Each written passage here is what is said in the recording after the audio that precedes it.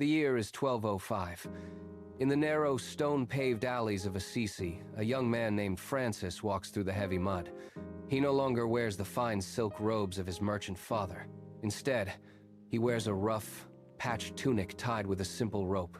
He stops in front of a crumbling chapel, his breath visible in the cold air, eyes fixed on the ruin. He picks up a heavy stone and begins to stack it against the wall. His hands are calloused and bleeding, yet he works in a profound silence. Passers-by spit on the ground, calling him a fool for abandoning his inheritance to live among the lepers and the hungry. Francis ignores the insults, kneeling in the dirt to whisper a prayer for the forgotten. Centuries later, the world is a different place, yet the same hunger for power burns in every city.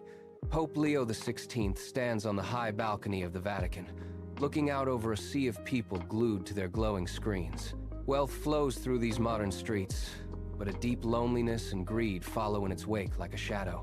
Wealth flows through these modern streets, but a deep loneliness and greed follow in its wake like a shadow. The Pope does not speak of grand political strategies.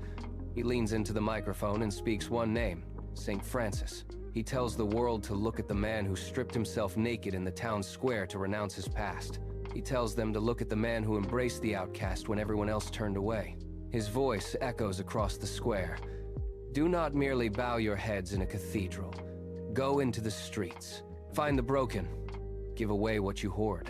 He reminds us that transformation is not found in a book, but in the calloused hands of a person willing to serve.